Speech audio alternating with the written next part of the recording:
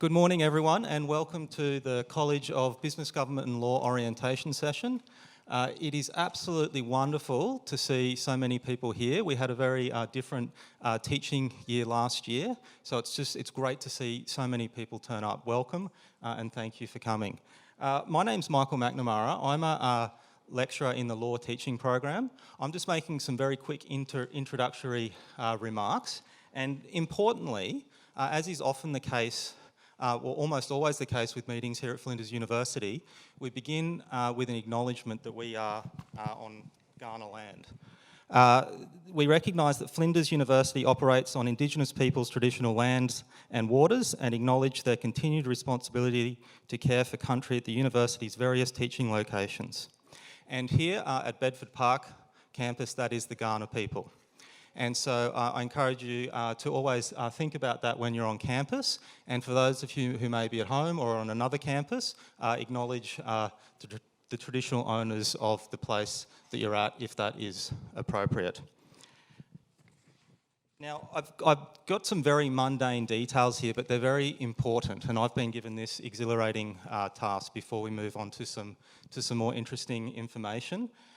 We're living in a COVID world now, so workplace health and safety has always been an important issue, but it's become a particularly important issue now. And as you'll see, our setup for this orientation lecture is quite different. We've got you spaced apart to encourage social distancing, and we've also got an overflow lecture, so some of you will be seeing this streamed from the North 4 Theatre. You're in another lecture theatre, and we have those of you who are watching from home. And so wherever you are, the welcome extends to you, and this is obviously because of the COVID world we're living in. So we encourage you to practice social distancing where possible at the end when mingling, where possible. We have to just use our common sense there.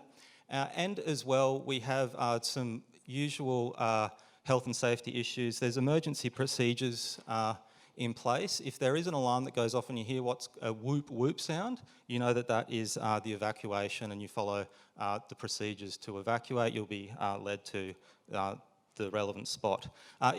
Please don't eat in the lecture theatre, but you can drink water. The nearest toilet facilities are on the next level up of this building, and for those of you in the North 4 Theatre, there's located in the courtyard there, including a gender-neutral toilet. And for those of you who are watching online, you'll have to fend for yourselves.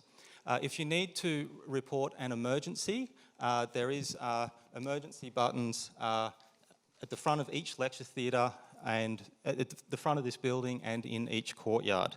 And the security number is 8201 2880. There'll be plenty of resources with that number available during O Week.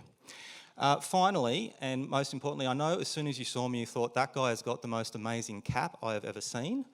You should also have received one as you entered or registered. For those of you who are online, there is a way for you to register via Slido. There'll be details about that. Not only do we want you to register, but you will get your free cap sent to you. So if that's not incentive, I don't know what else is. And now, without further ado, then we'll commence our proceedings for the day. And I'd like to introduce the Vice President and Executive Dean of the College of Business, Government and Law, Professor Michael Gilding. Thank you. Thank you. Look, welcome everybody to Flinders University, and I've actually got a lot in common with all of you here today. I think I'm talking too loud, I'm getting a strange sound. I've got a lot in common with you here today because I've only been here for 1 week, and Flinders is still a very, very unfamiliar place to me. So I'm beginning a journey at the moment, and just as all of you are. And at the moment, Flinders is quite an unfamiliar place, and I'm gradually finding my way, and that will be exactly the same for you also. But very soon, it'll be a place that you belong to. So, congratulations on your acceptance into a tertiary course at Flinders. I imagine normally in a new cohort we'd have lots of international students. With COVID, of course, that isn't the case. Where are people from? How many people here kind of live within, say, 15, 20, or within half an hour's drive of Flinders?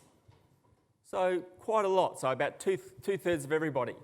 And who comes from Adelaide but lives further away? So, yep, so, and who comes from somewhere else other than Adelaide? Yeah, I do too. So tell me where. So, Darwin, Port Augusta, where else? I saw about 20 people put up their hands. Port Lincoln. Is that no? Yep. You. Port Pirie. Where? Sorry. Townsville. So that's the furthest afield. I'm from Melbourne, and one thing I came here about a while ago now, just so you know I'm safe. But one thing that's kind of quite exhilarating about coming from Melbourne to Adelaide is just not having to live life through a mask I haven't had a mask since I've been here, which is extraordinary because last year we spent nearly the whole year in masks and working from home and everything else. So like Adelaide has been incredibly fortunate, and you have been incredibly fortunate. So I really hope that it stays that way because, of course, last year was an incredibly tough year. So you've come from a whole lot of different places. How many people here are studying business? Yep, so lots of business students. How many people here are studying government or politics? Yep. How many people here are studying law? Good. And how many people here are studying criminology? Great. So, and have I missed anyone? Is there anyone here? Maybe you're in the wrong lecture theatre. No, everyone's so good. That's a great start. We're in the right place. So look, Flinders is it's a big place. I actually came here for my first time about 2 or 3 weeks ago, and the first thing I was just absolutely blown away by the natural beauty of it. I really don't think there is another campus in Australia which has so much natural beauty on campus. I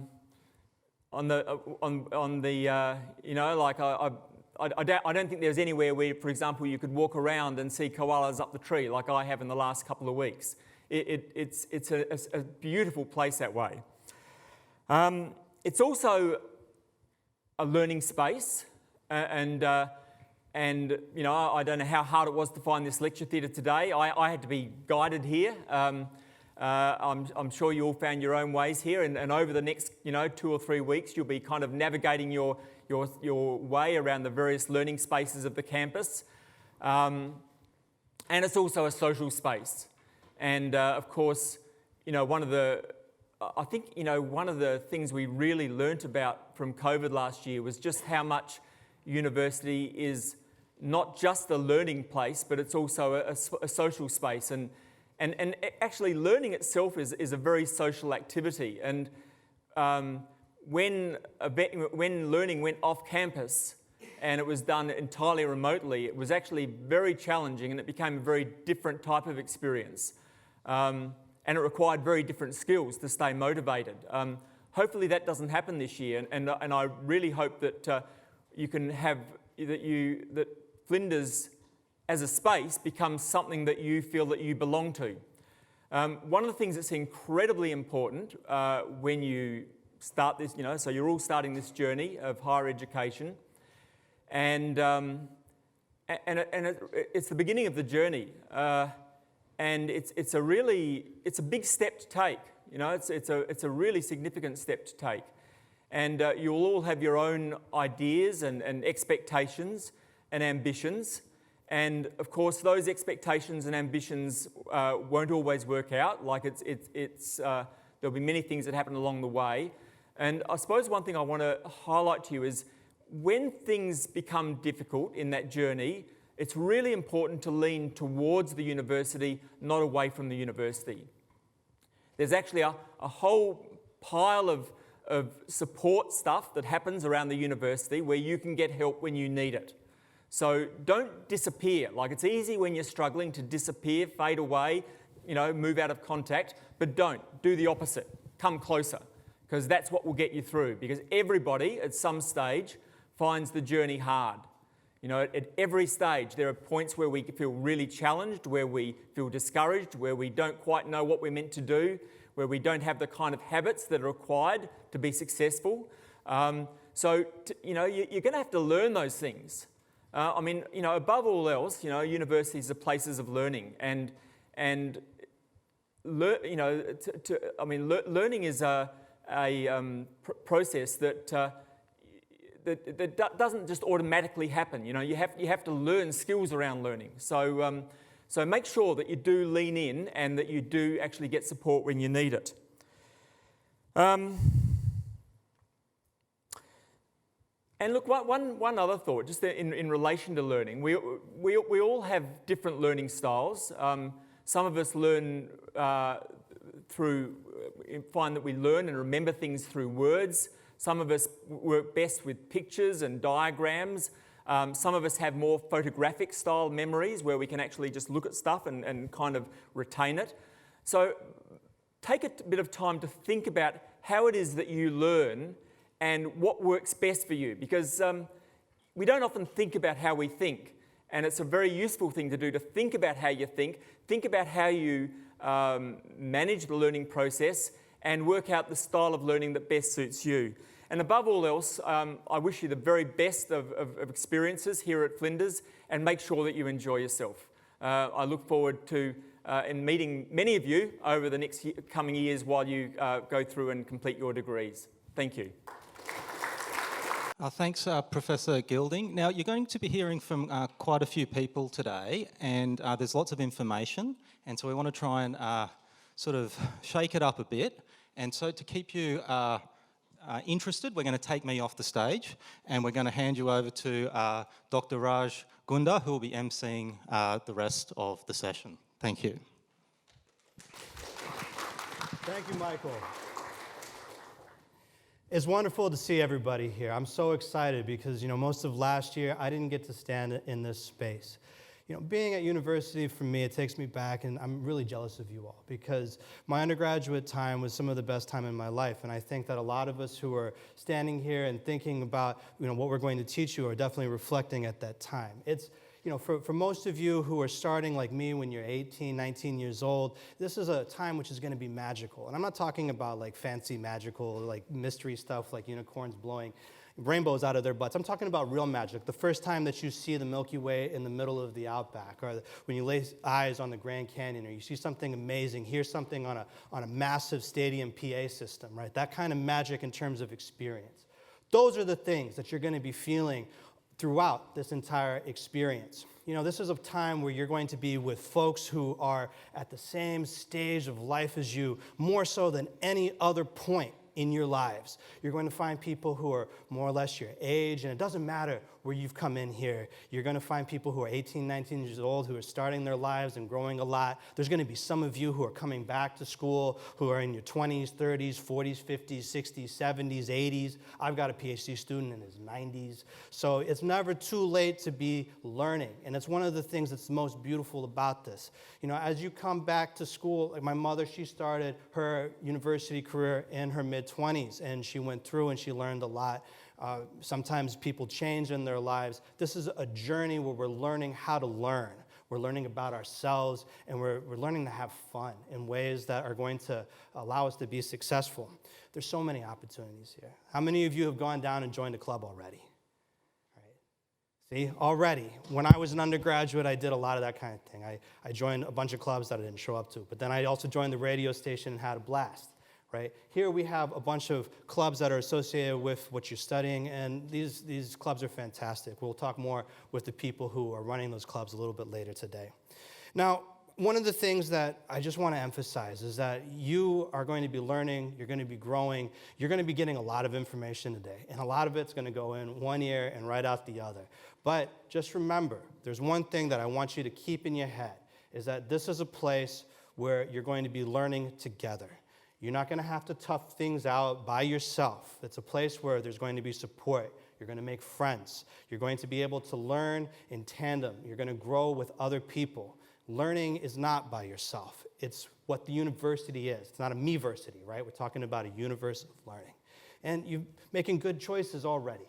You chose Flinders, which, if I say, is the best university here in South Australia. And you can tell the people in North Terrace that I said that because I've got a buddy from New Jersey who pushed concrete as a kid. All right?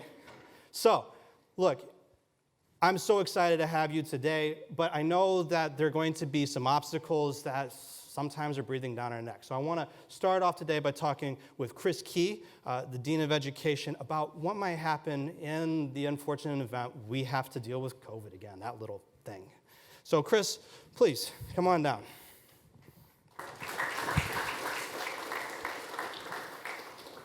Thank you, Raj. So Chris, thanks for telling us about this. I know that one of the things that made everybody nervous last year was COVID. It was something that none of us had to deal with before, and there was a lot of ad hoc solutions. But this year, it's a different year. But we still see the sort of the round robin type of situation where we have some shutdown in Melbourne, then it goes to Perth, then it goes to Brisbane, Sydney. It kind of feels like it might happen here at some point, whether we like it or not. So what's going to happen if we can't come to campus anymore?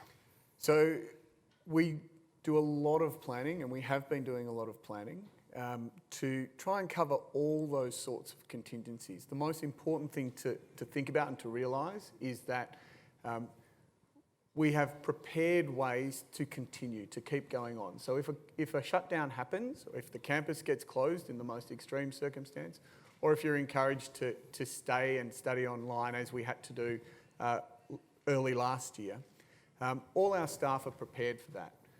We're designing our topics and our delivery in ways that are very flexible to try and maximise the opportunities for you. Maximise the opportunities for face-to-face activity whilst we can do that, but at the drop of a hat be able to switch to an online delivery thing so that there is continuity. All the planning that we do has your success first and foremost in our minds. That's what we want to make sure happens. It's really very important that we take the approach that continuity is essential. Okay, so we're really, really prepared and we're really concerned to ensure that you feel comfortable as well with the environment that you're studying in. It's not just a question of being able to continue your study, but it's also a question of being comfortable and supported and belonging to the environment. Right, you mentioned before this is a space where we come together, where we like to gather. That was a massive challenge, as you can all imagine, with everyone stuck in their homes. Yeah. But many people and many organisations around the college and around the university found ways to try and build instant online communities, ways to connect each other. You mentioned the societies. Our student associations last year were fantastic in the way they tried to make sure that everyone, all the students in the different disciplines, remained engaged and found different ways of doing that. They had sort of community Netflix nights and things like that, where people were talking to each other while watching the same movie. And even though they were located everywhere, it really created a community sense in the social sense. But we also worked on those sorts of things in terms of our delivery to students online and the way they learned. Thanks, Chris. Now, sometimes we can imagine scenarios where there might be a student who's going through something individually, like maybe they had a relative return from overseas and they are forced to quarantine, or they're feeling a bit sick and they have to take a COVID test and they have to wait a little while before they can come back to campus. So if there's a student who encounters those types of scenarios, what do they need to be doing? So someone who encounters that situation where, for example, they're feeling a little bit sick, or they're concerned that they might have, that they should potentially isolate or quarantine themselves, please do. We want to make sure that everyone feels comfortable on campus and studying away from campus. So all our topics that we teach, whether it's a tutorial, whether it's a seminar, whether it's a workshop, there will be an online availability, an online capability to all of those topics. So if you feel a little bit unwell, you can stay home. You don't need to feel, or you shouldn't feel, that you need to come into class because you're going to miss something. We will work with you to ensure that you don't. Well, that's really a stopgap type of solution, right? Because it's always better when we're here and we're sharing with each other, right? Because, when you're standing waiting for a tutorial, you make new friends, you're talking about the assignments, you're doing all these types of things, and certainly when we take ourselves outside of that space, it's a lot harder to learn. Absolutely, and so we are very keen, and as we know from our students from our past year students, that everyone is keen to be on campus. And so the university as a whole, not just our college, but the university as a whole is taking all the steps it can to ensure that we maintain every element of that face-to-face interaction that we can. Now that means that we have to make some decisions about particular types of elements. So when we're teaching you the active learning type elements, so the tutorials, the seminars, the workshops, where you're actively engaging and participating in the lecture, or sorry, in the activity, they're the ones that we've really prioritised. The passive, what we might call passive learning elements, the idea where you sort of sit and listen, they're the ones that can be done in different ways. And so we've had to try and think about how we structure those things to make sure that we really get as much face-to-face opportunity for you as we can. And that's something we've been focusing on. Thanks so much, Chris. Now, that reminds me that I forgot to tell those of you who are at home that we actually have the ability for you to participate with us here today. So you can log on to Slido, that's sli.do, and you can type in Flinders, and you'll be plugged in. Now, for those of you at home, I just want you to put your name in the poll that's active right now. That way we can send those amazing hats to you, all right? And for those of you in the other lecture theater, or at home, you can ask questions, right? And we'll be answering all the questions that you have at the end of this session. So please, just pop in whatever questions as they come to your head. Same thing for those of you who are here. You know, you can take your phones out. If you've got questions for any of the panelists today, pop them in. We'll see them. We'll address them at the end of today. All right, thank you so much, Chris. I would like to invite my next guests. That's Janine Clark and Samantha De Francesco. These colleagues are enrollment and course advisors, so we're going to talk a little bit exactly how they help you get started and weather the storm through whatever you're going to do. Thank you so much.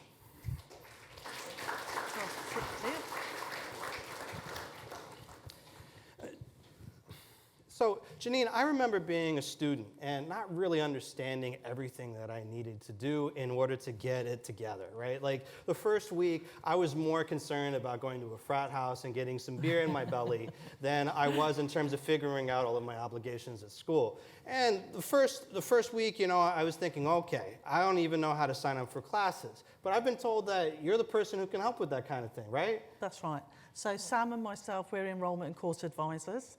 So Sam deals with business and government, and I do law, criminology and health administration.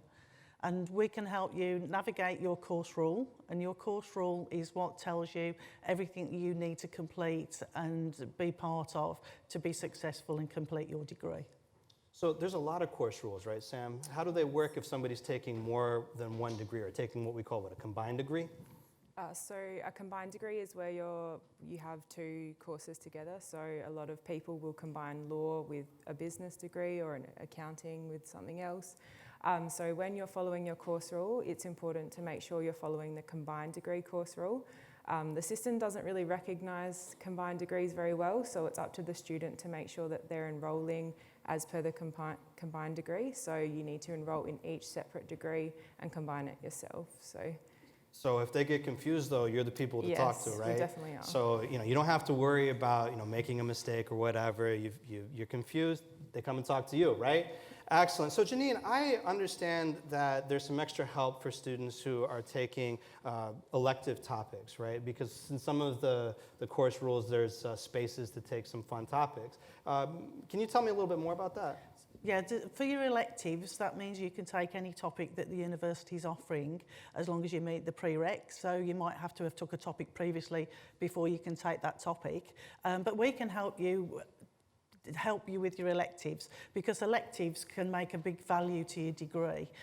For instance, for the business, there is an actual elective web page. Yeah, so on the elective web page, it actually puts together different skills that you might be interested in learning that you're not sure, like if you're lacking them or something, like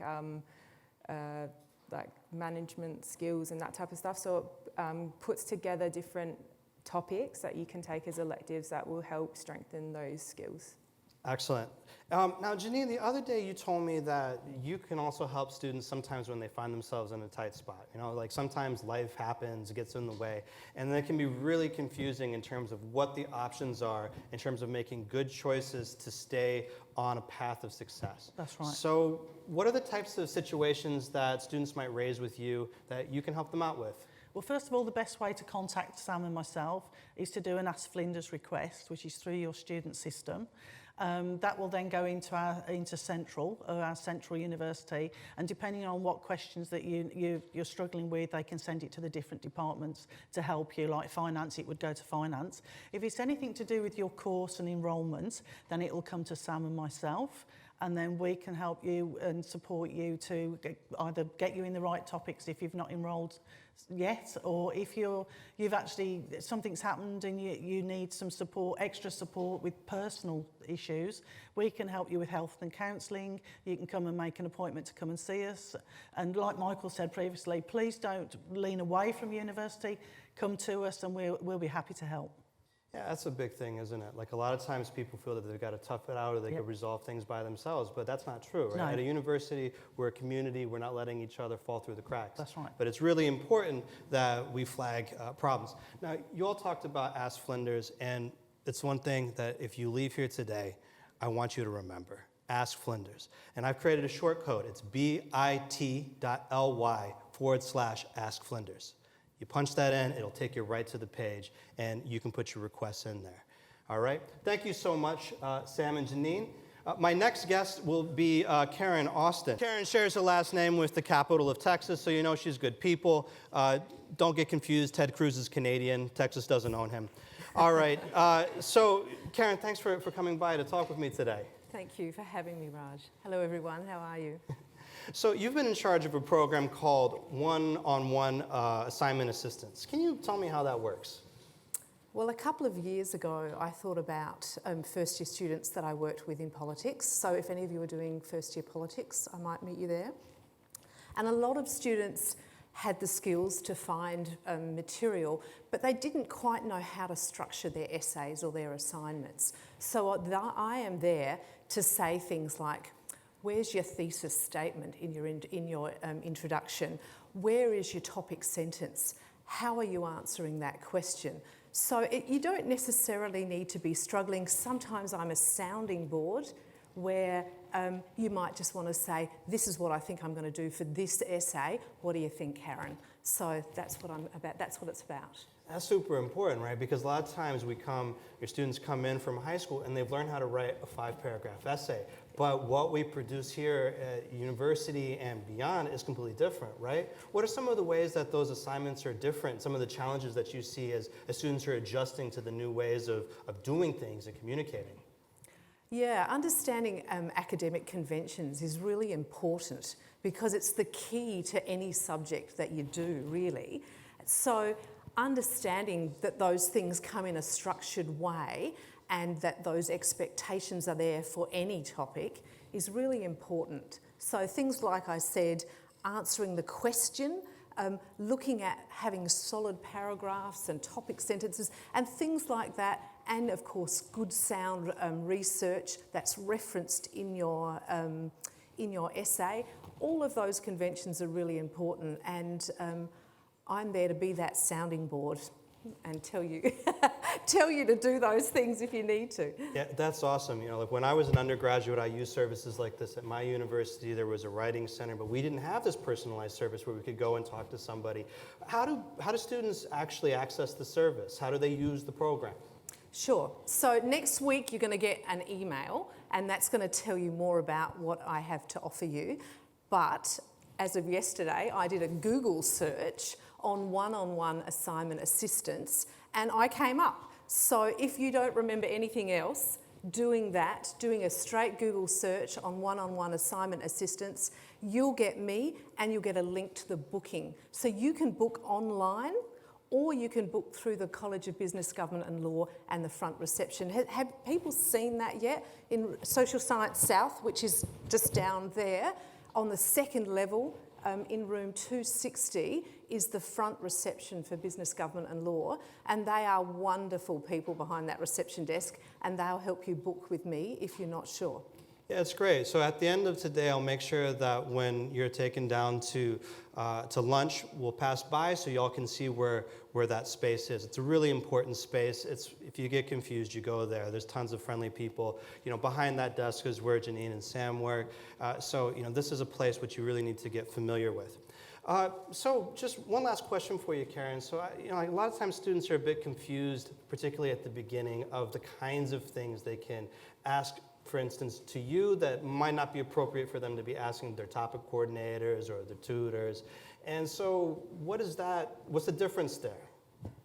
I think the difference is the fact that your tutors and your lecturers are experts in the field. And as much as I'd like to think that I'm an expert, I'm not an expert in everything. So I'm not going to be able to help you with the really specific information, say on business or law, or hopefully I can help you with the politics side of things. However, what I'm there is it's about structure, but it's also about you might just need a friendly person to talk to, and I'd like to think that I'm that friendly person. So if you are struggling, that leaning in at Flinders is part of that, is coming to see me. And if you just need to spend a half an hour talking to me and saying, the water's up to here and I'm struggling, Karen, I will help you in whatever way I can with finding the services that you need so that you're okay. So I'm one of those supports. That's excellent. I've been an academic for my entire adult life now, and it's one of the things that I always value is being able to talk to other people. And certainly I've talked to my peers, and it's super valuable to have folks who really know the craft of communicating. It's one of the things that you're going to be learning about. You're going to be learning all kinds of material, right? You can read out of a book and learn this material, but how do you express your ideas? That is a fundamental thing that you're going to be developing, right? It's not the 5-paragraph essay from high school. You're going to be thinking about how you communicate in different ways. Now, is there a limit in terms of how many times they can request your services, Karen? Not generally, other than they're half-hour bookings, so you can make one half-hour and sometimes two if you need to have an hour with me. But that's it in the one session. And my sessions go for 2 hours at a time, Raj. Mm-hmm. So I'm either going to be online and have half-hour sessions on Collaborate for that, or I'm going to be on campus one day. I'm not able to tell you exactly when I'm going to be here, and you'll find that out in the email, just because I don't know my schedule yet, but probably on Friday I'll be on campus. So you can book a half hour or an hour with me, and you can book me the next week if you'd like to. And so you can also help students who are at home studying online. Absolutely, and that type of thing. Absolutely. If we hit that COVID situation again, we will transfer completely to online. But it's nice to have that option, either of coming to see me face to face, or we can meet online, which is more convenient for some people that want to stay in their pajamas and stay in bed. That's definitely me. Well, thank you so much, Karen. It's Thanks, great Raj. to meet you today. Thank you for telling us about the one-on-one assignment assistance program. And so for those of you find yourself in a spot where you want to talk about your assignment, Karen's your woman. All right, so my next guest... My next guests are all people who teach in the first year. I have Kanika from business, I have Sam from law, Jessica from government politics, and Bert, who teaches the innovation topic. You're going to see these faces throughout this year, all right? And some of you who might be tuning in, this is your second semester, you'll still be seeing us. You can't get rid of us. Merry Christmas. But, right here, we're here to help make sure that you're successful, right? I think this is the one thing that I want you to take away. Now, I come from a different place. You might have noticed the accent, I'm not sure. But yeah, so one of the things that happened when I got here is I heard students saying something that was kind of whack, which was P's get degrees. And I just didn't really understand this thing, right? Because when I was an undergraduate, I had to get at least a C credit average. If we got a D, we failed the class, right? So it was a completely different culture. So I didn't really understand this sort of notion of scraping by. Jessica, is this really a thing? And what's going on here? So I guess as Aussies, we can tend to be a little laid back and understated. But I guess what I would say in response to that, I don't know if all of you have heard that expression, P's get degrees, but I guess the idea behind it is that just scraping past is okay because you'll still get your piece of paper at the end of 3 years or 4 years. And what I would want to say in response to that is that really university is an opportunity for every single one of you to upskill yourself, right? And to increase your competencies across many different dimensions. And that's really up to you, the extent to which you take advantage of that and ensure that by the time you get to the end of your degree, you don't just come out with a bachelor's in criminology or politics or law, but that you also feel really confident to go forward, whether it's into further study or whether it's starting out in your professional pathway. You really feel confident that you have actually consolidated competencies, not just intellectually, but also your soft skills. You feel confident to present in front of other people, to lead a group or lead a team, and also that you have some familiarity now with the realm of professional practice, which we do offer those kinds of opportunities as well at Flinders. I mean, that's so important, right? Because we're going to, when we finish our degrees, we're hoping to go into a job market, in some cases further education, but we definitely have to put our best foot forward, right? Like, nobody wants to hire somebody who's mediocre. Like, you know, if you're getting the drywall done in your house because you had a leak, you're not going to hire the guy who's mediocre. You're going to hire the guy who has the best work in order to fix your drywall up, right? Now, Sam, you come from law, and the law students have this reputation of being competitive as heck, right? Like, and in the U.S., completely different culture, you know, I've heard some crazy stories about people hiding books and doing all kinds of nasty things. But that doesn't really win us anything, right? One of the things that we've seen with our students is that actually here at Flinders, there's quite a lot of community in terms of the learning processes. It's not just with the law students, but we see that with our other students as well. What are the types of things that you've been seeing? You've been here for a little while now. What are the types of things that you've been seeing in terms of students getting together and learning together? I think that it's really important to meet your peers, and not just your peers in the discipline that you're in, but throughout the college. I think we have a really strong interdisciplinary college, and it's really important to connect in that way. You can do so much better across your topics just by meeting people and talking to people, having a friend or two that you can study with and you can work together. And I think also you'll hear a little bit later from the student associations, who are really helpful in terms of encouraging that sort of interaction. You know, Sam, let me just ask this question, because sometimes students get a little bit scared sometimes about plagiarism or stealing each other's ideas. They become very protective. But you come from a discipline where there's a lot of exams, but a lot of essays. You know, what do you think about that in terms of, you know, students feeling like they need to do things by themselves because, you know, they're going to let their ideas go to other people? So academic integrity is very important, and you'll learn about that, particularly in your first few weeks' worth of lectures, and you'll have assessments related to that. But it is important to be able to connect with one another and to form study groups, and particularly in my discipline, when we lead up to exams, we really encourage you to work together, to share your ideas and to discuss things. But you'll also find out a lot more discipline-specific information in the next few weeks. Yeah, awesome. So I'm going to turn my attention to my colleague Bert here. Now, Bert teaches in these innovation topics, and these things are really exciting, but they teach you a whole bunch of different skills, right, Bert? And one of the things that we were talking about earlier that I want to come back to is communication, right? This is a fundamental. Like, I hear from students sometimes, they're just like, I want to be graded on my ideas. You know, you shouldn't be marking me down for my grammar, for my sentence structure and things like this. But, you know, sometimes I really struggle to understand what people are trying to tell me. And, you know, a lot of times we see students who read very convoluted writing, like French philosophers, right? You know, trying to get through that, and they try to emulate it. But, you know, that's really hard to get through. What kind of advice can you get in terms of communicating and making sure that those ideas really shine? Yeah, it's funny you ask me, Raj, because I'm a foreigner as well, and I'm definitely not totally, you know, good in English. I struggle with English writing as much as some of you. And there's always Google, obviously, to help you with that and improve it. But I think from a communication perspective, communication starts with curiosity and then asking questions. And often people are very scared to ask questions. And why would that be? Why would you be scared to ask a question? Anybody? Look at him square, Why? scared right there, shaking in the scared boots. to speak up. Why would that be? Why? What you think? The wrong answer, yes, exactly. And that's what you taught in school, right? To have the right answer. Well, in my class, that's not the case. We're looking for answers that we don't know. I'm teaching innovation, which is the future. We don't know what the future will bring. So any question is a good question. And I think if you're feeling confident, and you're not scared to ask a question, you may also feel silly when you ask a question, right? I don't want to make you feel silly.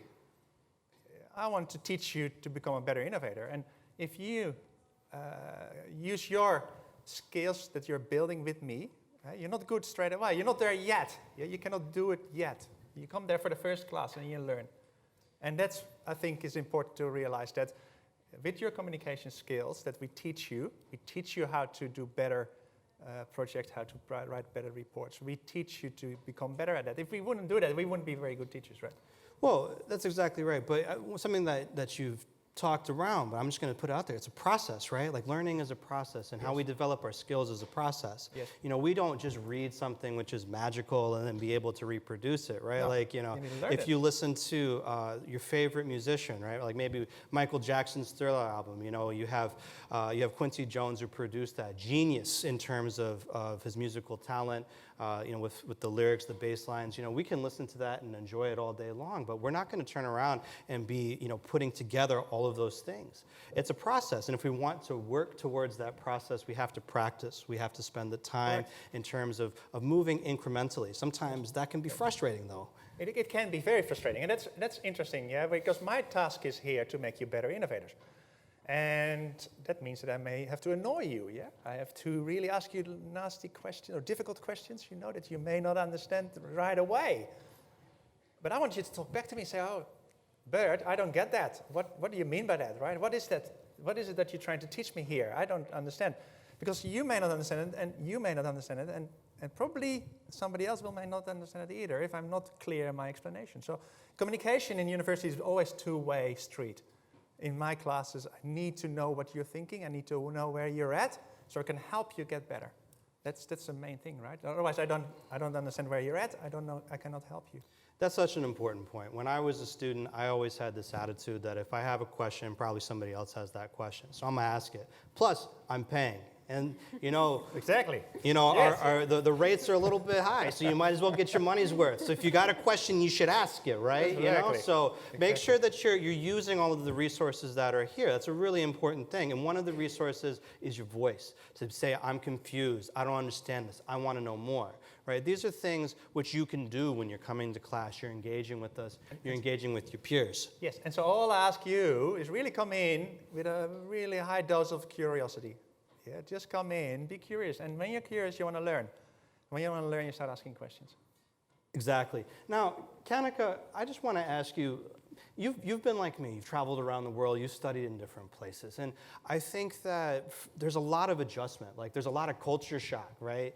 And there's probably culture shock coming from Melbourne and coming from other places in Australia, right? And there's a definite culture shock coming from the workforce back to uni. There's a culture shock in terms of coming from high school to here. So there's a lot of adjustments. So one of the first things that I always try to do is just to figure out what's going on, right? How do we get organized? So when you attack a class, what's the first thing that you look at? Thank you, Raj. Can you hear me? Yeah. Thank you, Raj. That's an important question. Actually, it comes on with the previous one, information and communication.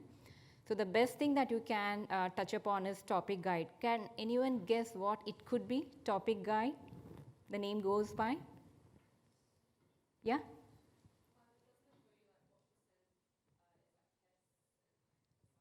Exactly, you hit on the nail. Yeah. And so much more. Yeah, that's what amazing. else is in your topic guide besides so just topic things? guide, it's very important for all of us. It's like your holy book for your topic, where you have to know that because for 3 more important reasons. Not to have future shock, I should know like what's there in my subject, what are my learning outcomes, and then what do I have from week 1 to week 2, and when do we have my assessment? Do I have a quiz? Do I have it online, offline, or do I have to be on campus? Because we have different modes of testing going on.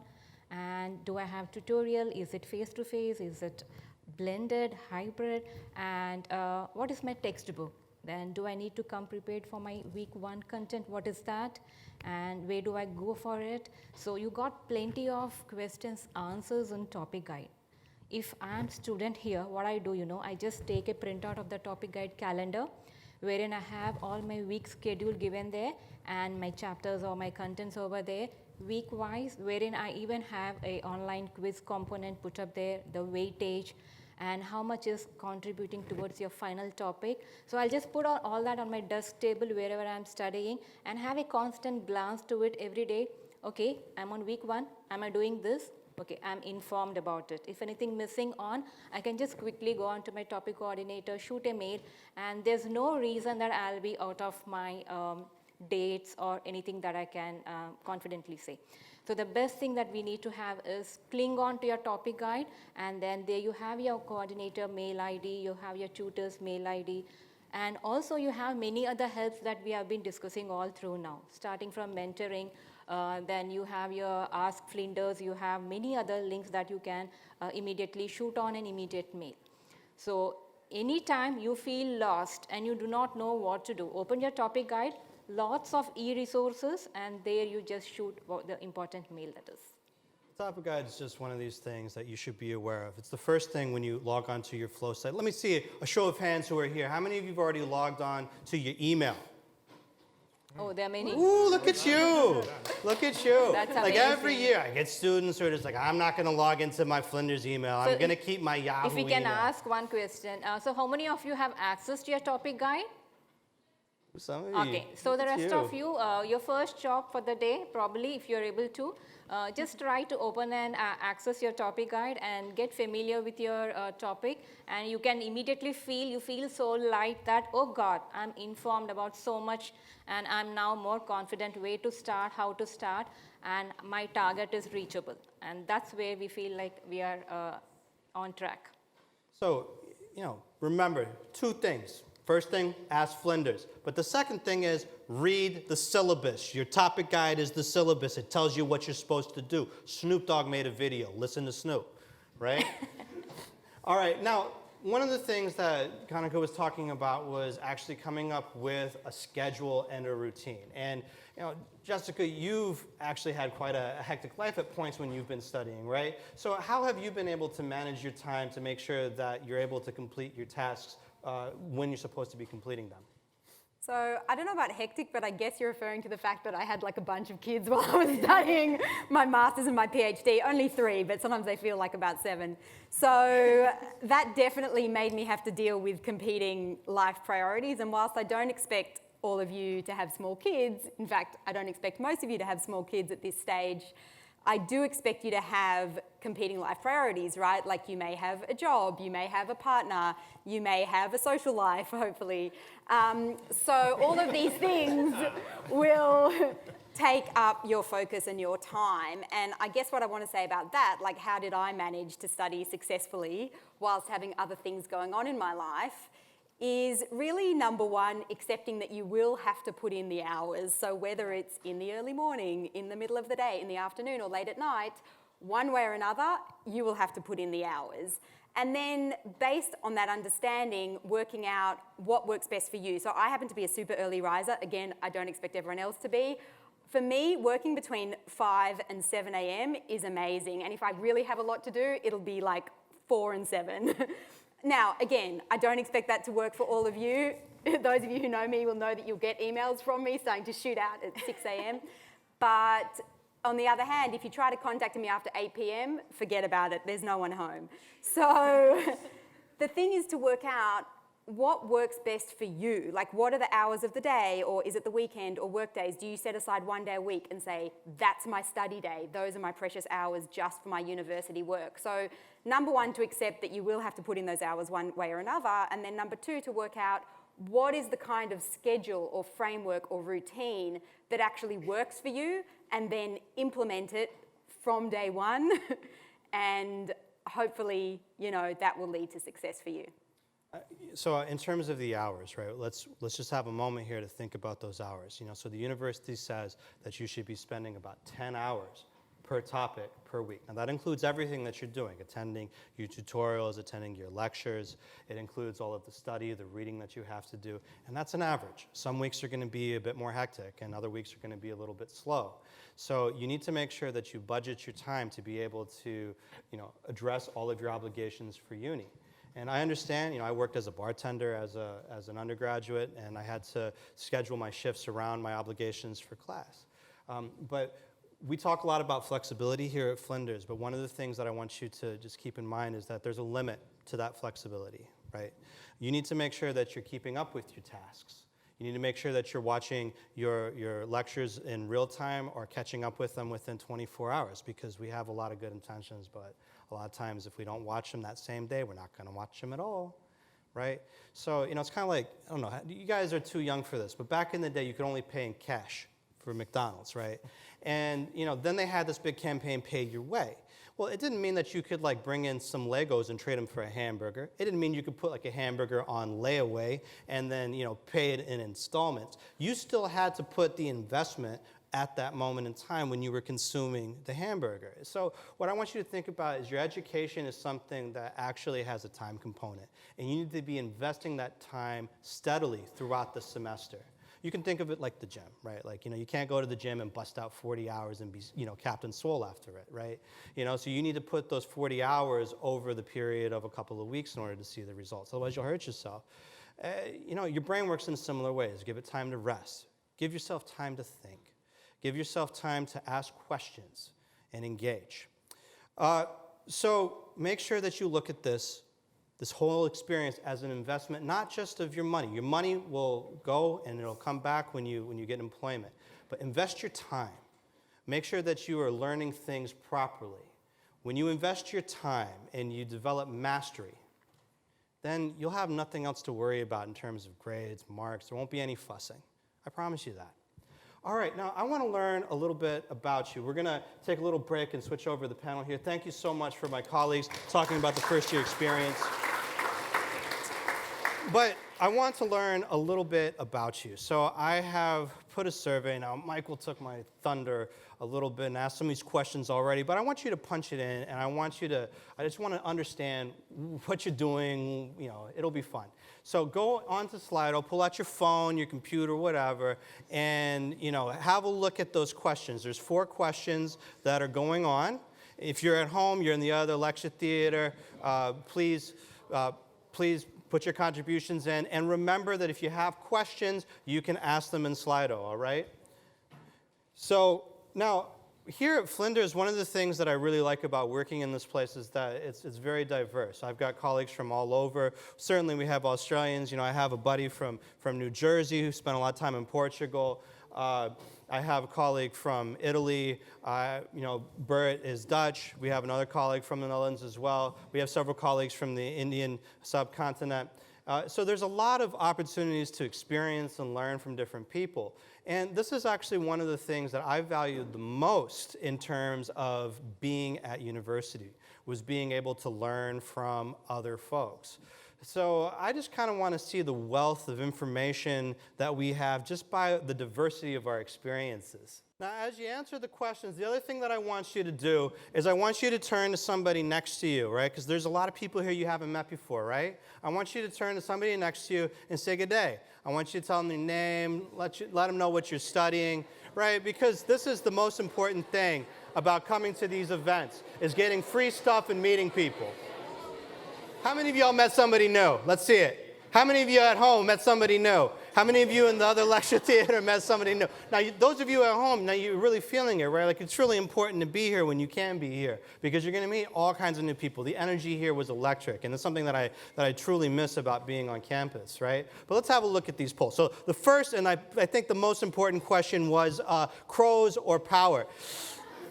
Now, it looks like crows is on top. Are we going to have a fight? Please. Okay, parking lots are full of cars, but when they clear out, there's the spot. No, I'm only kidding. All right. So the next thing that we have is, all right, where are we from? Okay, so we have, as we know, we have a lot of people who are from South Australia this year. But, I imagine that a lot of you still don't know each other. They talk about South Australia being small, but I find strangers all the time, right? And that's just because I'm not selling candy to kids. Don't worry, I'm not that creepy. All right. We do have folks from New Zealand who are here. And that's great, So in terms of the linguistic diversity, we see that, even though that many of us are from South Australia, there's several of us who speak other languages at home. I grew up as a child of immigrants. My mother's Italian, my father was Indian. My colleague over here, same story, grew up with Portuguese parents. And so we have these cultural and linguistic richnesses that we have and that we can share with each other. Like you don't think about some of the words, some of the terms that you have for things. Those are things that help us think in different ways, right? This is a journey of learning how to think in ways that we don't expect, to challenge what we know, okay? And you have a bunch of teachers all around you, sitting next to you, all right? You have people, if you're at home, you're connected with. If you're in the other lecture theater, just look around you. These are people who are going to help you learn, not folks like me all the time, right? I'm going to guide you, but you're going to have all of your peers who you're going to be learning with, all right? Do we have any other questions that I missed out? Oh, working and studying. So many of you will be working part-time, and we've been talking about this. I would like to invite some current students in. We're going to be talking about various different things, and we're going to get to that question right here in a moment. So if you don't mind, folks, come on down, and we're going to have a little bit of chat, because honestly, these are the folks you need to pay attention to. These are the people who are going to let you know what's up.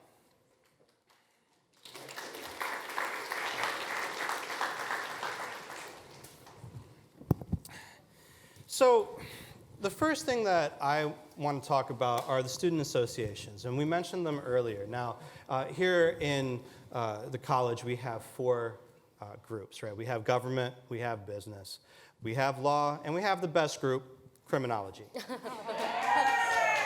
All right? You guys can reconsider your choices. It's fine. I'm not going to judge you. All right? Now, let's start with the business people. So, Darian, right? Yeah. Tell me, what is the business organization called? Like, you guys, what's your name? So the full name is Flinders Business Students Association, but we like to call ourselves FBSA for short. Just keep it nice and simple and catchy. Yeah, and so what can you tell me about some of the events that are coming up that you're planning this year? Yeah, so my next event, for example, O Week, we're out at the stall, so if that counts as an event, come and see us. We're down on the first level. But apart from that, we have our business mixer coming up soon. So that's March 11th, and that's just, it's open to all first-year students, and it's a great chance to meet your peers and some lecturers and some recent graduates. It'll be in your second week, so that's when tutorials start, so help you settle into uni a lot easier. Yeah. Excellent. Let me move on. Let's talk to the GovSA folks, right? So I actually know their acronym. It's pronounceable. It's on alphabet soup.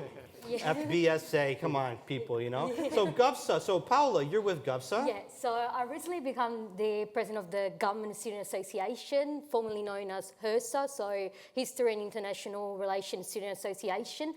We actually rebranded last year, so it's just, new world for me as well, in a way. We really focus on networking and socializing with government students, therefore students who are eventually studying international relations or political science. And from last year, we decided to actually kind of change approach, to be honest. We really wanted to help the community. That's why last year we actually ran 2 charity events. We were part of the Dry July event, and we actually were able to raise $1,500 for cancer patients across the Flinders Medical Centre, and we were very proud of it. It was very, the Government team was very proud of that. So I think that's what we're trying to do. That's awesome, great. And so Natalie, I've seen you as a fixture in that law office, right? Yeah. So you're there all the time. Can you tell me a little bit about the Law Association? What's it called? So we're Flinders Law Students Association. We tend to call ourselves FLSA. So we are a law association that does a lot of events. We've got a few coming up. Keep an eye out on our social media pages. We've got first and second year dinner coming up. We also run skills competitions for first years and above. And we've also got things like law ball and that coming up as well. That's amazing. So there's all sorts of opportunities. Now, for the groups here, and this is going to be true for, I know the answer for the crim people, but anybody who's interested in the things that you do can join, right? Yeah. And is there any cost to joining? No. Right. And so and there's lots of benefits. So let's talk about the best organization. First of all,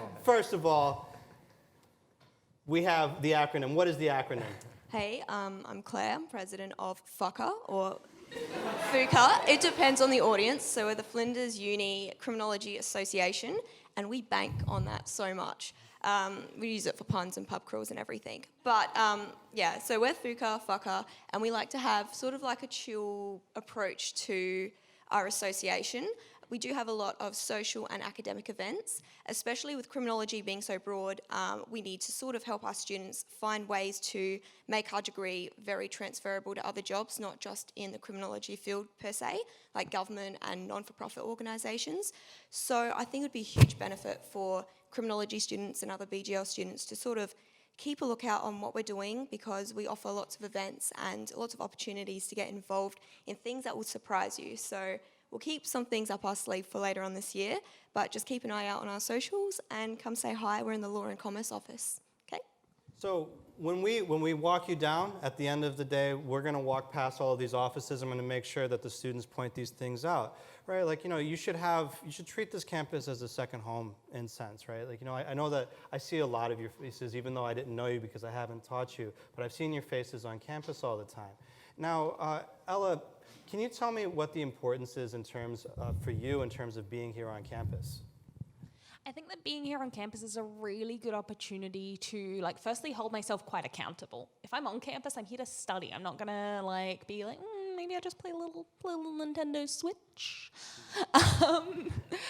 It also is a really, really amazing opportunity to convene with my other students and have study dates and book out the rooms and take advantage of all the resources that are available at Flinders. Do students automatically have O-Guides, Chase, or how does this program work? It's on, yeah. So each first year will be allocated if you've signed up, I think, yeah. An O-Guide or two, depends. We're here for the first 3 weeks to help you get through transition, because most of you probably just graduated high school. It's scary. I honestly didn't have friends for 6 months and accidentally made friends, so it's this is a really good program to have, especially because this is my 4th year now, so it's... You know the ropes already. Yes. So what are the kinds of things that students might reach out to you and ask you about? More than likely, directions, how to get around. This is a big campus. Classes, what to expect. Yeah. Cool. So, Ella, I want to go back to you because I know that you have other outside obligations, right? And these are things that you've done an excellent job managing. You've worked, you've skated roller derby, you've done all kinds of fun things. You're living a full life, but you're also somebody who is extremely responsible. Can you just talk about how you organize yourself? Because I wouldn't be able to do that. So, balancing all of those things is incredibly challenging. I don't want to take that for granted. Having work and having uni and also trying to, keep, hobbies up at the same time is a really, really challenging thing to do. But, I implement quite a few strategies. I think one of the first things I did when I started uni was I, was really realistic about my study load. There is no shame in dropping down a topic or sort of extending your degree to enable you to do higher quality work while you've got other obligations. And I found that dropping down to 3 topics for the majority of my degree, and last semester dropping down to 2 topics when I had a lot of life stuff going on, was really, really valuable. It meant that I could give my all to the topics that I was studying at the time. Another thing that I do is I'm like really aware of my schedule, and I really make sure that I am looking at my schedule throughout the week and figuring out where I can fit in times. This semester, one of the strategies that I'm implementing is I am booking off from work the whole days that I have contact hours at uni rather than just the contact hours that I have at uni. So I'm really setting time in throughout every single week where I will be studying. And whatever happens with the rest of that week, like I still know that I have Mondays and Wednesdays where I'm just at campus and I'm going to be studying all day. What's the advantage of being on campus? Like, what are the other, because like you go to class, right? But it's only a handful of hours compared to all of the hours if you're here all day. What do you do the rest of the day? There are so many resources that the uni has to offer, but one of them that I really found quite fundamental for last year was you can book out study rooms. You can jump on the Flinders website, book out rooms to study in for 2 hours and just smash out your study during that time. You can meet up with friends and really take advantage of those study spaces. I find that's mainly a psychological thing. I really enjoy being on campus because it really gets me in the mode that I need to be in for studying. Totally. I feel like one of the challenges last year having to work from home is that I just had this blur between being at home and being at work, and I woke up and I didn't have that separation. So I like coming to work because I feel like I'm here. I put in my hours. You're nodding, Natalie. What do you think? I mean, for me, trying to study law at home when there was no separation from Netflix and watching Netflix on my computer and then watching Netflix, then doing my lectures on the computer was so difficult. So for me, being on campus and actually being in the room, looking at the person that I want to ask the questions to, looking at their body language and seeing how important certain things are is so much more beneficial than watching them on a recording through a screen. There's so much information that we get from more than just words, right? And that's something which is huge. And I think that you all would have done some online stuff last year when you were studying high school, and those of you who were working and coming back, right? You've already dealt with these challenges. So now, Darren, I want to ask you a question. Thinking back to your first year, right? One of the things that I like to ask people is, what's the difference in terms of speed that you have to do things and study when you're at uni compared to high school? Oh, okay. All right. That is a long time ago now. I think, so at high school, you have someone there setting the pace for you. So it doesn't feel like you're rushing at any point or anything like that. So, but at university, you get very limited contact hours compared to high school, and you have to set that pace yourself. So sometimes it can feel like you need to go faster, but you have the same amount of hours as you did before. So yeah, it's just that discipline to maintain the speed rather than bursts, I guess. It's respecting the time that it takes to do everything, though, right? Because we only have 3 contact hours or maybe 2 in a week, but then you got to make up the rest of the time in that week. So how many of you in the first year you got caught out because you waited and you left things to the end? Paula, you're shaking your head. Well, it was a very difficult experience for me as well, because I didn't do high school here. I'm actually half Italian myself, so I came to Australia. My English wasn't very great, so I definitely had a lot of challenges at studying university. So what I want to tell you guys is that you can do anything you want, and I really struggled a lot, but I achieved a lot. So you guys can do anything you really want. So there's a lot of support out there, right? Like there's the English language support for students in your position who might need a little bit of extra support. Can you just talk about how you went about asking for help, and how did you feel about asking for help? So the Learning Lounge was very effective for me. What's the Learning Lounge? The Learning. Because they haven't seen it yet. Look at it. They're just like, I don't know. So I think it's still in the library. Yep. So it's where you actually have professional to help you out with essay writing and with, I think, even maths, if I'm not wrong. But I generally just went for essay writing because I was very bad the first year. I couldn't really write properly. So they were very effective. So they actually help you out with, structuring your essays and even referencing. So it's actually a very good service and you should take advantage of it. Yeah, definitely. Yeah, there's no shame asking for help. We all ask for it, and those of us who are, one of the things that I think we recognize is that, a lot of times we feel like, I haven't done this by myself, right? We have that kind of feeling at the beginning, I haven't done it all by myself. But you know what, actually, that's not what learning's about. It's about, talking to people, asking, communicating, right? Having that sort of inquiry. Now, Chase, what's one of the most surprising things about uni when you first got here, right? Because I know that, we talked about this in the past that, you felt a little bit, warded off, and then, you had some surprises that really changed the way that you looked at uni and you experienced it. Well, I ended up coming to Flinders with no friends. All my high school friends went to either Adelaide or UniSA. So it was more trying to make friends, trying to figure out where my classes are, because I'm cross-discipline. I'm over in science as well. So it was like trying just to get my head around going around that part of the campus, this part of the campus, just figure out where everything is, know my timetable, know everything, and just kind of survive the first couple of weeks. And really, but yeah. And what really made a difference in terms of you feeling like you belonged here? It was more the support and the community that everyone gives. Like, all the teachers are very friendly. Like, it was weird for the first 6 months to call the teachers by their first names, because we're always taught to say, call them by their last name because it's more formal, more polite. But here we're all adults, we're all friends almost, kind of relationships. So it's more the support that everyone gives.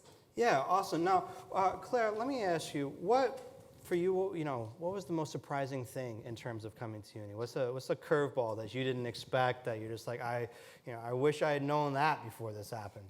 All right, well, there's a few things. First one would be really similar to Chase. I came in with no friends, and I actually actively avoided making friends, because I thought I'd be just quicker to get through and not stop and chat and whatever. And I was so wrong. I was forced into many friendships while I was here. Still I'm here. And it's honestly been the best experience, because having somebody to just complain to or ask for help or, just have a chat really just makes you feel better about yourself, and you guys can all relate to each other, because it's not often that we're around people that are all studying the same thing, that all have very similar passions. So make the most of that while you're here. And the second thing that I found really surprising would probably be how fast the semester and the whole year goes. So try and enjoy it, make the most of it, come to campus, because again, the first 2 years, I was just so surprised with how fast it went. You get to second year and you're like, what did I learn in first year? We're already at second year. Where should my knowledge be at? I don't know if you guys feel the same in your other degrees, but try and take everything in and reflect on what you learn, because you'll be surprised with how fast your journey goes. It's a process, right? And we build from the first year. We invest that time in the first year. Now, Natalie, I'm going to end with you. I've got one question. What is something that you've done here at Flinders that you wouldn't have done if you hadn't been here at Flinders? There's so many things I could probably say. I mean, I'm a graduate entry student, so I've got my first degree in criminology, actually. And throughout my time, I was actually a mentor with both criminology and law, which was an amazing experience. And, I've gone and met new people that I never would have met before in my life. I just, made friends. Like Claire said, I went in and didn't want to make friends, and I chose not to. And, that actively people just try to be a friend, and you're like, I don't really want friends, and they force it upon you. And sometimes it's really great just to, that people are so confident just to come over and say, I want to be a friend. And that's amazing. I still have some friends that I made as undergraduates. My best friend to this day is a dude I met in the lunchroom, and I just asked him, I said, hey, can I sit here? And he said, yeah. And then we didn't study any of the same things together. Right? We didn't have we had one class together. We studied Spanish together. And then the rest of it, we just hung out. We played board games, we went to concerts together, and we were a support network throughout university, and we've become a support network in terms of our lives, even though he still lives in the United States. So it's one of these things that I think is extremely valuable, the types of friendships and the things that we have today. I would like to thank all of you for contributing today. You're going to be hanging around to answer some questions face-to-face, so here, if you have questions, we'll put them on Slido, or you can ask them straight to their faces in the mingle session. That also goes for those of you who are in the overflow room. Thank you so much. Thank you.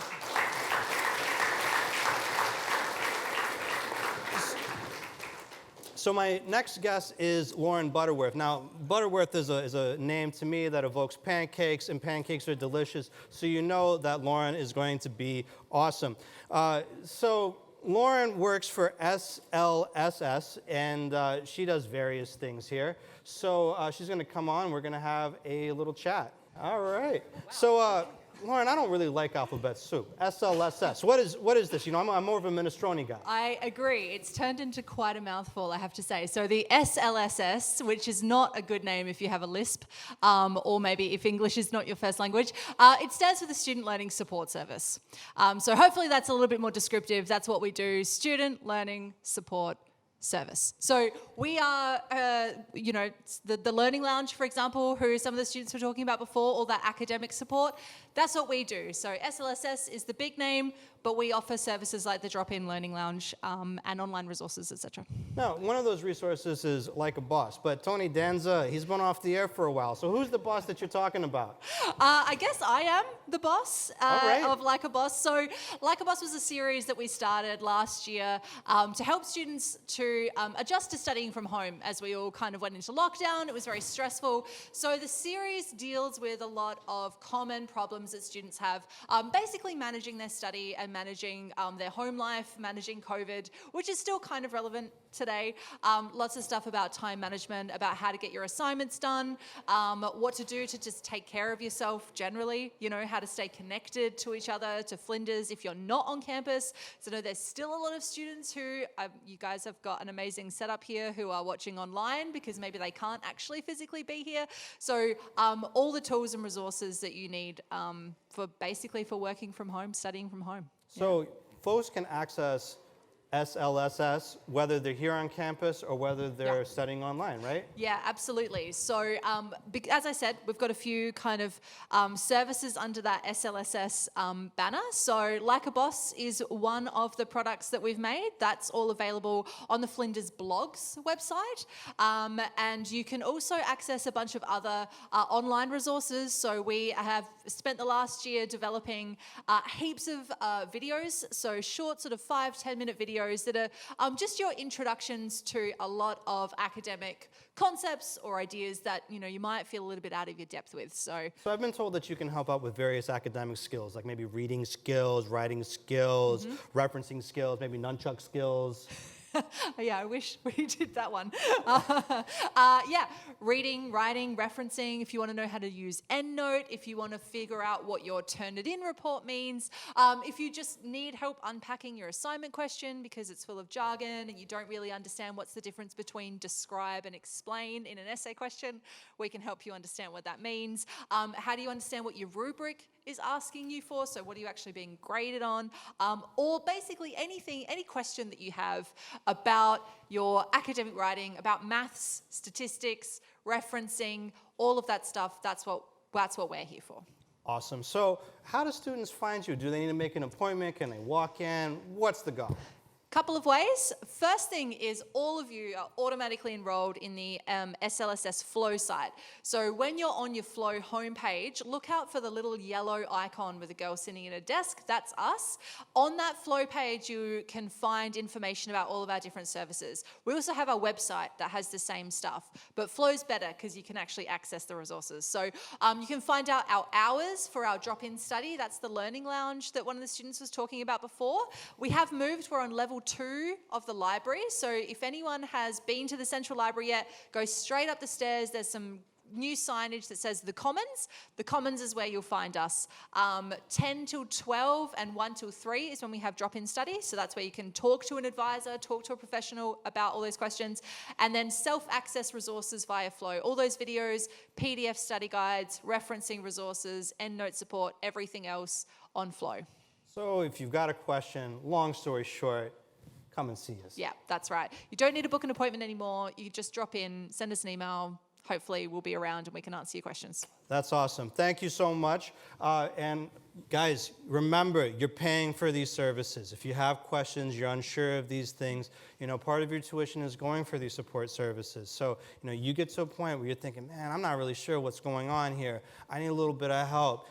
Don't be shy. Go in, ask for help. You see these folks are friendly. They're good like pancakes. Thank you so much, Lauren.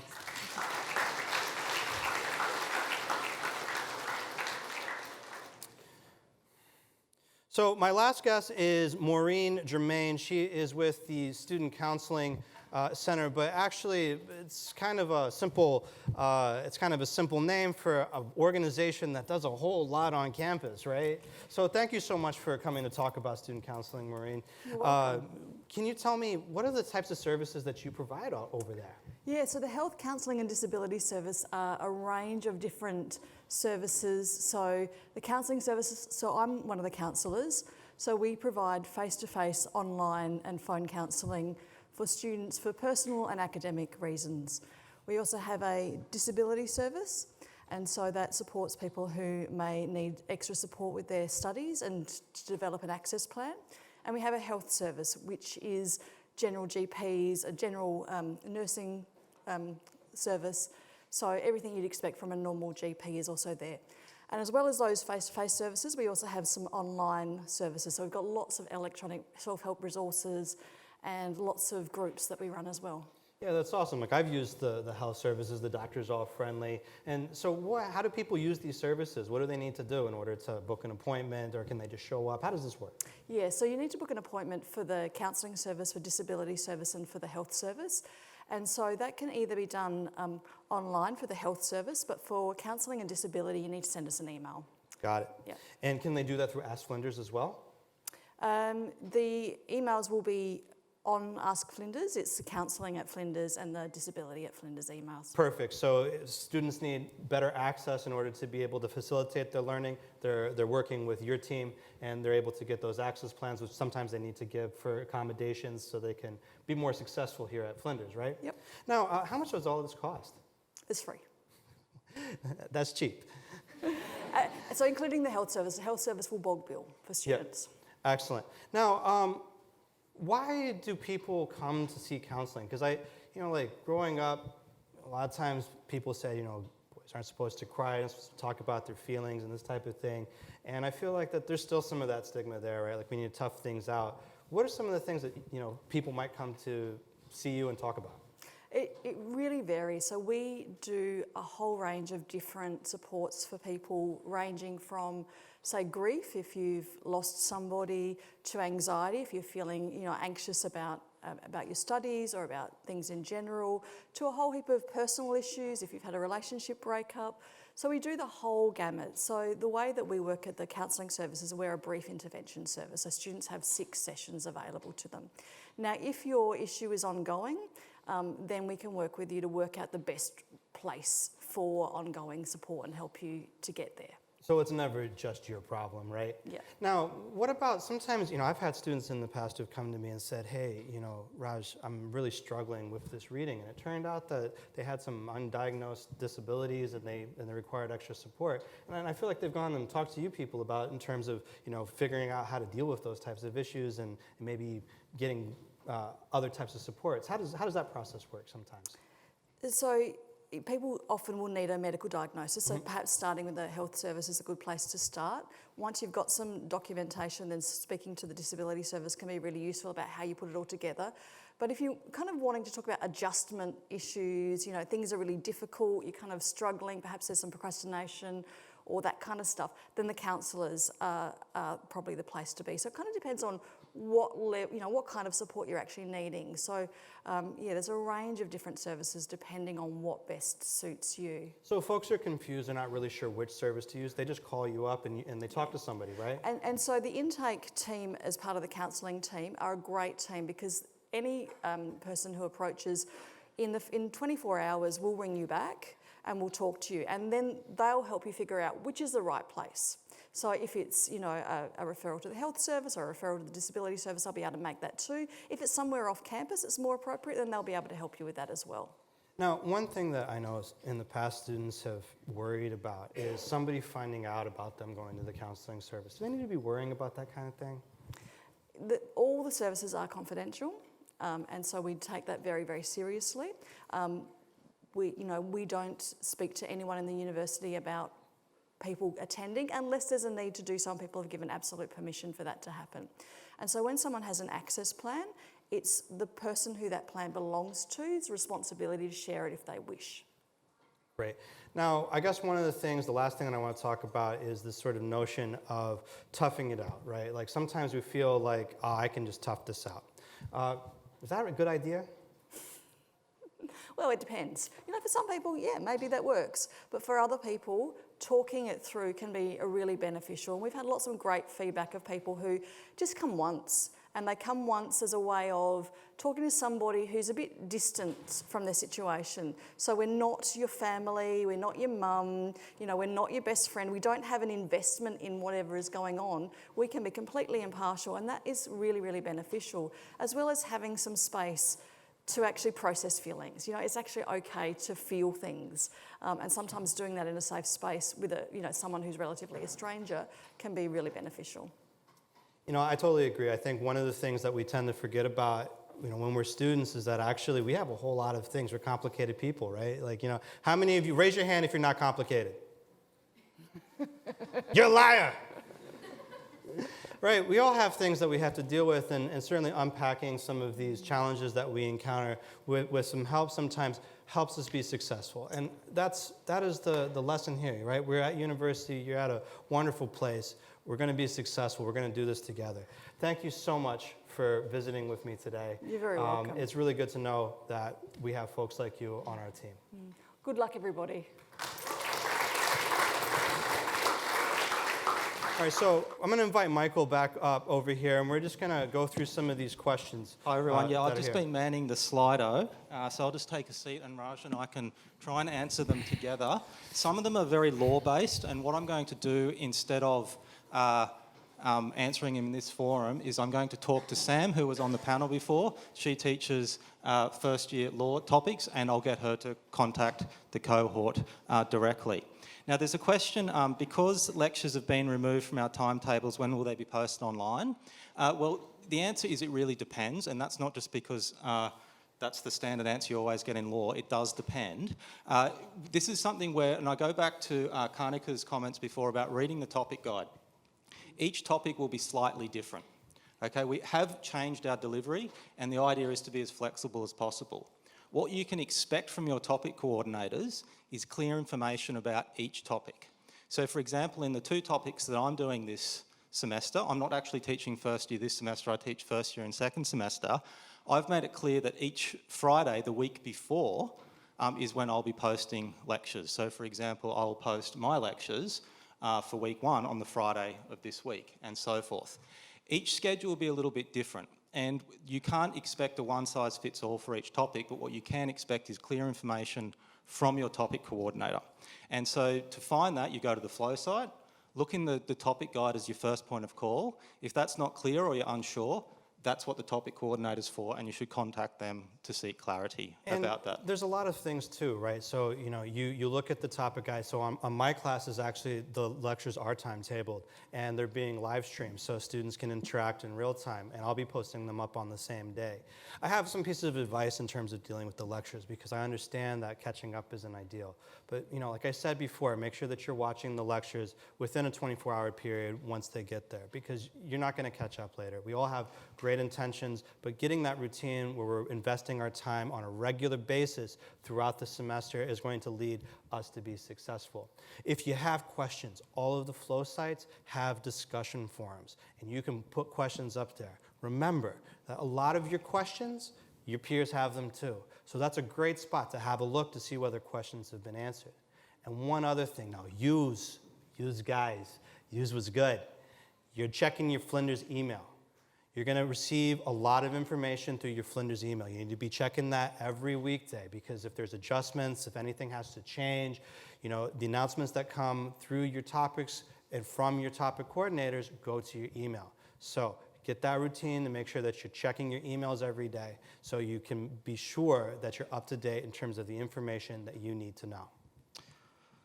All right, so another similar question, will all law lectures be held online? Is there an option for on campus? Again, it really depends, but there has been a shift this year, and it's been sort of pushed by COVID, that the types of learning, such as a lecture where it's information delivery, they will be online, and there won't really be a face-to-face option. So that's the general answer, but I don't want to say that applies for every single topic. That is the direction that we are moving in here at Flinders in a COVID environment, and anyway to maximise flexibility.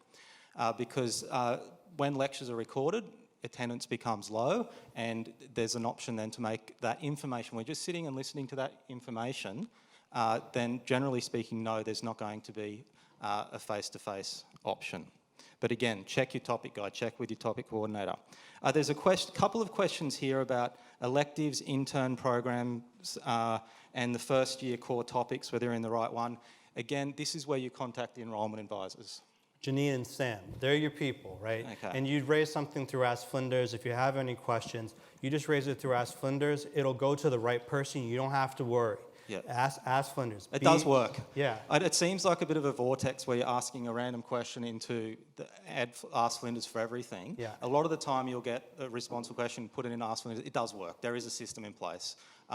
It didn't work that great to begin with, but it works now. It's amazing now. They're magic beans, right? An Ask Flinders request is a magic bean. You put it in, you're going to get something nice.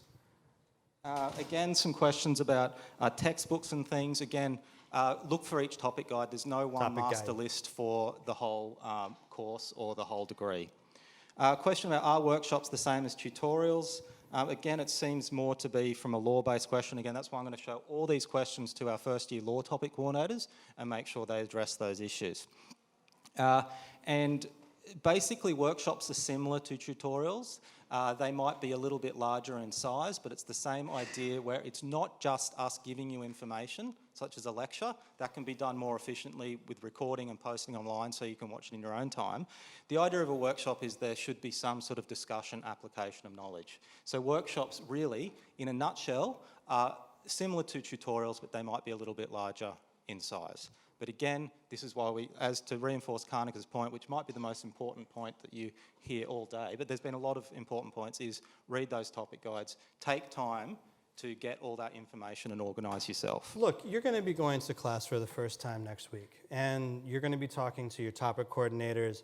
Some of you will be starting your tutorials if you're in Crim already next week. So you're going to start learning about what these terms mean. Don't worry about it too much right now.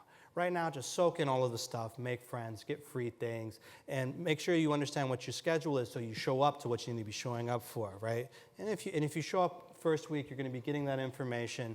You'll be able to ask those questions. So don't worry about it right now. This is about having fun and getting organized. That's right. There's such a thing as being too prepared and trying to think too far ahead. And this leads in very nicely to the next question. How do I make sure I'm fully prepared for the first week of uni in terms of resources and readings? Read the topic guide and let the rest sort it out each week. What's important is that you don't over-invest and over-worry to begin with, only to stress yourself out with worry to begin with, and then you burn out. The best thing is to take each week as it comes and really familiarise yourself with flow sites, topic guides, assessment methods, and then really we do need to work through it and see what happens. And that goes to that point in time management, right? It is literally each week as it comes. See the week, do the week, be the week. Now there's a few questions about textbooks. Again, really check the topic guide or your topic coordinator. Sometimes, yes, you really are encouraged to buy them. We can never force you to buy a textbook. At the end of the day, it's a choice whether you buy it. most topic coordinators will be quite upfront where they think, yes, this is something you definitely need to invest in. For example, the 2 topics I'm teaching this semester, one I'll say, yeah, I really, really think you should buy this, which means I can't make you buy it, but you should. And there's another one where I'll say, it's recommended, okay? You can get by without it. If you want something, it's my recommended text. So again, you need to take the cues from your topic coordinator. Remember, they're like the manager of that particular topic. And each topic, there's some similarities, there's a lot of consistency in how each topic's delivered, but really each topic does have its own little differences. There's a few questions specifically about counselling, what's available. Contact counselling, they're very helpful, they don't mind any questions. If I answer that question, I could only risk giving you inaccurate information. Not all teachers have given topic guides. Well, you just need to email them the information you're requesting. They might do it via a flow post, or they might have another way of providing that information, but that you can expect that information is provided in one way or another. Look, right now we're at the beginning of the semester. This is the week leading up, and to be honest, there's some classes that are being picked up at the last minute, they might be having the resources which will appear this week. So just check back, but really, have a look at that flow site, go to class next week, and a lot of this stuff will resolve itself. You're going to be just fine. A couple more questions about what topics to register in. Again, the enrolment advisors. About contacting if you can't make an assigned lecture tutorial. Well, lectures will be online, so you can watch them in your own time. Most tutorials and workshops will have an online version, so if you can't make a particular week, you'll be able to go to the online version or watch the recording. Again, look at the details in each particular topic. There's no one size fits all. But really, if you've got a query, you contact the topic coordinator if you're not sure whether you need to check in. So there's a few consistent messages in all those answers because they're similar questions asking similar things, and that is read the topic information and contact your topic coordinators if that information is not clear. And if it is clear, well, you can trust it's accurate and just follow it. Can I just jump in? Thanks, Kanika. Yeah, please do. No worries. Just one more important piece of information with the textbook. I think most of your topics are having e-textbooks. So with reference to business topics, more reference to my topics, I can confirm and say that you can see on your flow site, there is a link called Readings. You just click that Readings link and that takes to you Liganto. So that's a place where you can get familiarized with your e-textbook. You can even read your e-textbook chapters and then get familiar with what it looks like and what's the cover page, how is the feel of the textbook, because I'm as a student, I just very particular with the textbook. Do I have pictures? Do I have tables? Do I have illustrations? How is the explanation mode given there? And do we have an alternative textbook? So that way I can just get familiarized and then make a choice. And so that's an important point. Share this information with your friends as well. Having an e-textbook really eases out a lot. Even I don't carry my textbook from home to my office. I have e-textbook when I'm doing my studies at home. So this is one important takeaway. Yeah. And they're quite often cheaper too, aren't they? Yeah, there's one last question right here, and it has to do with access. Some students may be hearing impaired and they require subtitles. Now, one of the things is that your lectures are going to be automatically captioned in this sort of YouTube-style automatic captioning situation. But if you are hearing impaired, it's really important that you get that access plan processed as soon as possible so a professional caption can be placed for you, all right? Disability services should be renamed access services because we want you to be successful, all right? Now, on that note, I'm going to challenge you today. I've already gotten you to make new friends. I want you to come outside. I want you to ask questions to your peers. I want you to find some of these places, the student offices, GBL, and get some free stuff. Have a successful year, and if you need anything, just ask.